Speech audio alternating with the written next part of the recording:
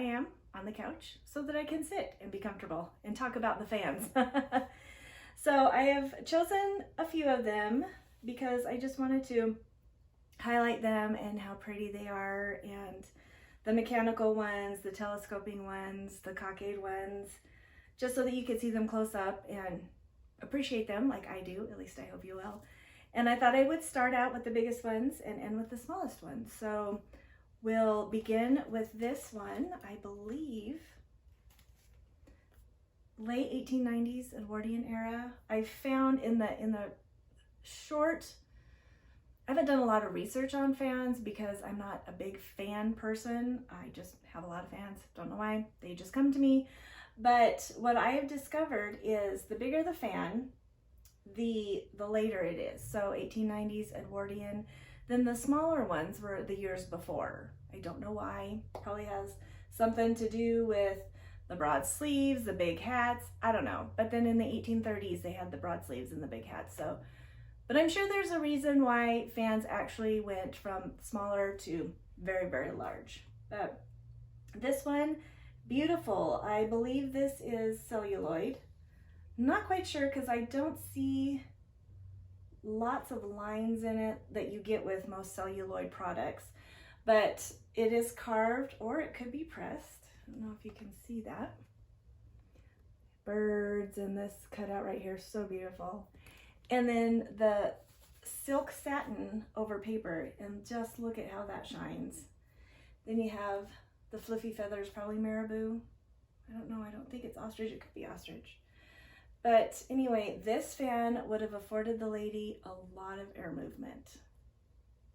So very, very fun, very, very needed for when one was having hot flashes, such as myself. So, and the room's really hot right now, so I'm just gonna sit here for a minute and fan myself.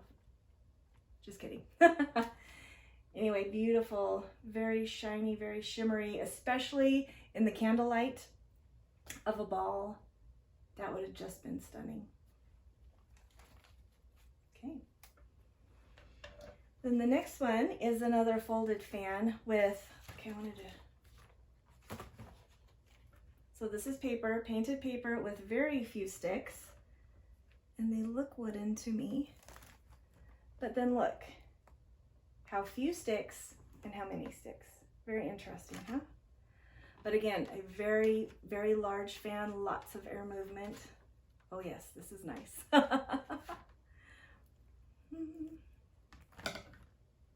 Again with the tassels, so very pretty.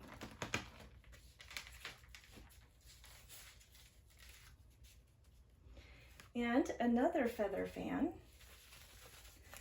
These were more than likely wing feathers.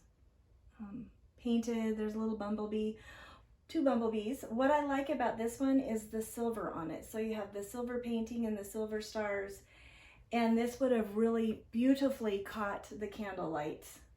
You know, if she was at a ball or a dinner. I'm fanning myself because I've just danced 4 dances with my handsome husband, and now I'm a little bit warm. Oh, and here he comes again, probably to ask me to dance again. And she would have folded her fan up and put the ribbon around her wrist so that she could dance.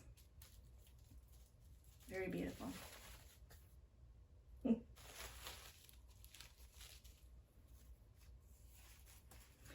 Now here are the fun ones. And these were the telescope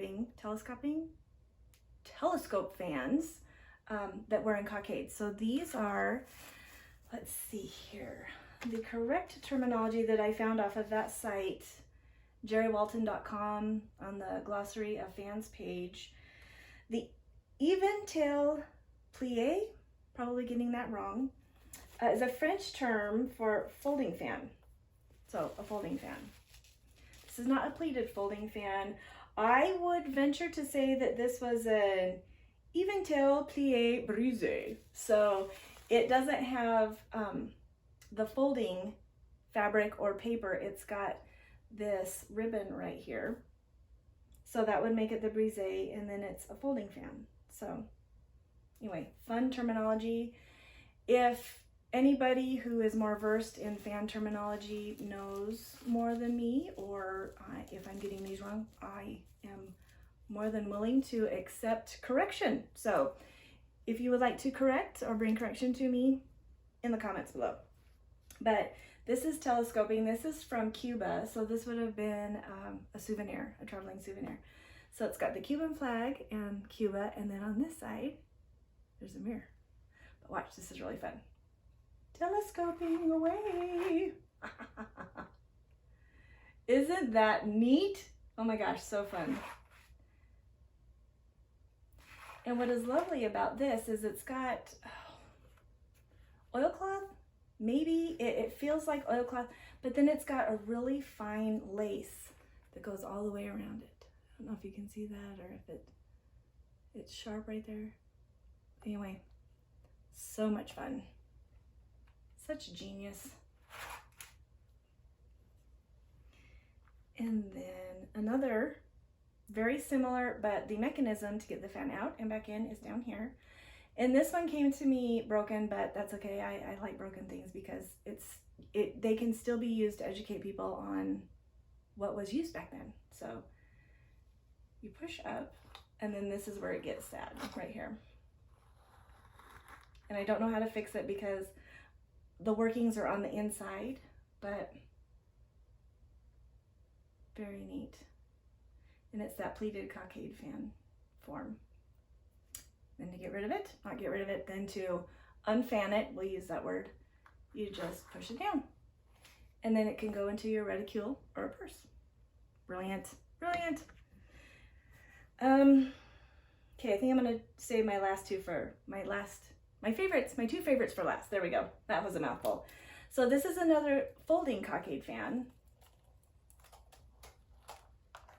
Isn't that fun? And then, so there's this little metal bracket down here, and if you can see, the sticks here have grooves in them.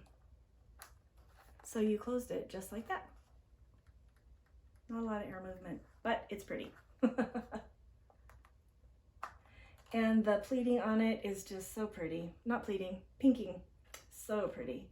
The sad thing about these fans, I've got a couple of them that are like this, is if it was used too vigorously, really hot day, the lady was a little bit too sweaty, and a vigorous fanning, this would have weakened the paper or the fabric right here.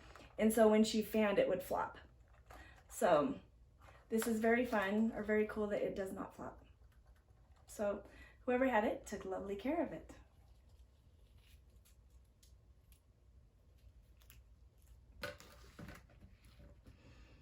And then here are the Breezy fans. This is the celluloid one. And the violet one.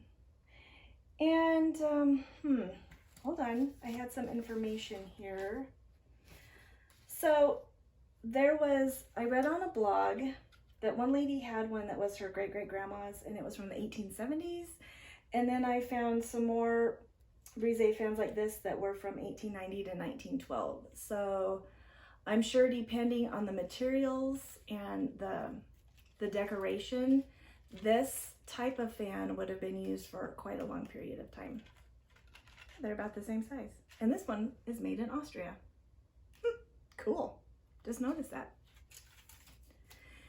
I'm not sure that I would have liked these. They don't give out, it's okay. Maybe just for your face. Anyway. Okay, and these last two are my all-time favorites because this is, what was it? Another telescoping fan, and I found several examples in my Montgomery Ward 1890s reproduction catalog, and some of them were shaped. So here's the cylinder that it comes out of. Watch, cool. Ah, isn't that so fun? But there were several examples of different, the container was different. One of them was shaped like a cigar and the other one like a pencil. And then one was shaped like this, just cylindrical, and then it had some flowers up here. I don't know if they were silk flowers or paper flowers, but when it wasn't in fan form, that's funny, you looked like you were holding a bouquet of flowers. And then when you extended the fan, what fun! So you had your bunch of flowers right here and then the fan. And this right here and this right here are so similar. See, look at the pinking. And then this one has the same holes over here. I would be willing to bet that this had that narrow ribbon through it as well. Anyway, very fun.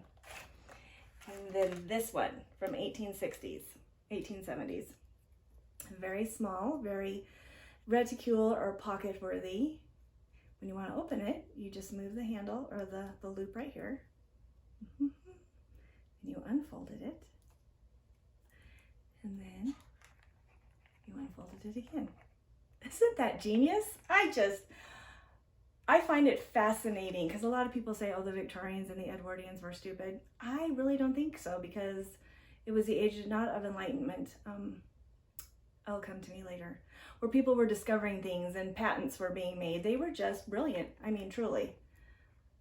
I don't know if you can see, but it is embossed with birds and flowers and trees.